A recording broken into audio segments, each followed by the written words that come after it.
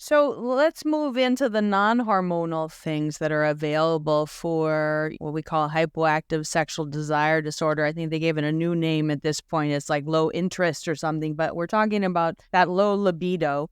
There are two products that are FDA approved, and they've been around for quite some time already. One was FDA approved in 2015, so almost 10 years ago, the other 2019. But I don't personally have any experience with them. I don't know if you do. One is called Addyi, and the other is Vyleesi, and they both work on the neurotransmitters, trying to stimulate the appropriate balance of the neurotransmitters, dopamine, norepinephrine in the brain, reducing serotonin, so on and so forth. What's your experience with these drugs, and how are they used? Yeah, they're novel, right? Because they're not hormonal. And again, we got to step back so we understand how dopamine and serotonin work as far as sex drive goes, because these are really kind of sex drive or interest drugs, which are very interesting. Yeah, I should really quickly, I'm sorry to interrupt you, but just to make sure I make the point, they're FDA approved for premenopausal women. So that's another big, huge category that this got approved for premenopausal women. Sorry, go ahead. Yep. Just on a side note on that, they work in postmenopausal women. The FDA made them split those women into two groups. Yes, for no good reason.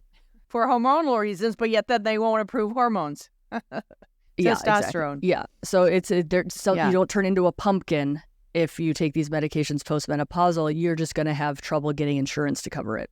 Insurance doesn't come knocking on your door and ask you when your last period is. So I can easily get this covered in somebody in their 50s and it's fine.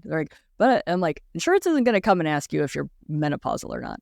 So anyways, because we have data, it works in them. There isn't a medicine contraindication to the postmenopausal female in these medications, just to help people with that. So these are non-hormonal. They work in the brain, centrally acting to, the theory is, increase the dopamine.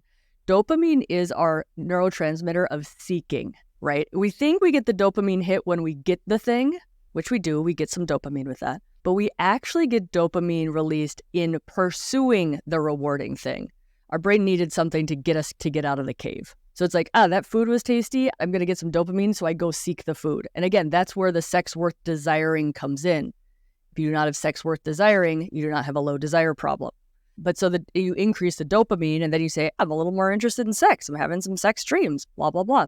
That's how it works. So there's flibanserin, brand name Addyi, that's being marketed as the little pink pill. It is not a blood flow medication like Viagra, so it is not exactly like Viagra, but it was being trialed as an antidepressant, and it wasn't a great antidepressant, and so they kind of ended the trial. But the women who were not on the placebo said, hey, I kind of like this. I kind of am interested in sex more.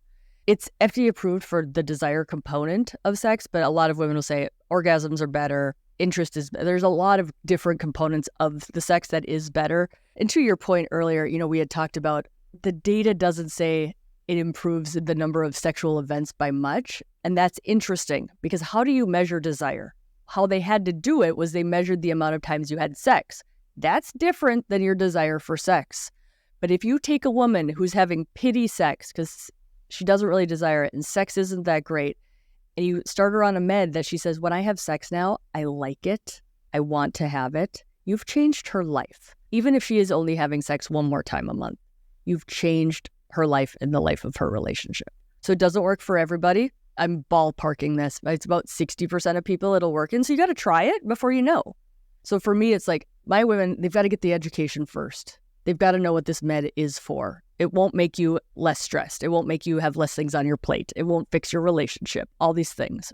And then we say, try it for 3 months, see how you do. It's incredibly safe. Side effect is sleepiness, and not sleepiness like I don't feel safe to drive, sleepiness like I'm well rested at night. Like women were happy about the quality of sleep they were getting on this med. So it's a lovely side effect for people who have, sleep concerns.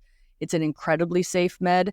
Again, we give antidepressants to 25% of women in this country in midlife. We give meds with side effects all the time. So it drives me nuts when people are like, is it safe? I'm like, look what we give out all the time. And think nothing of it. These are much safer meds. But again, I never prescribe on the first date.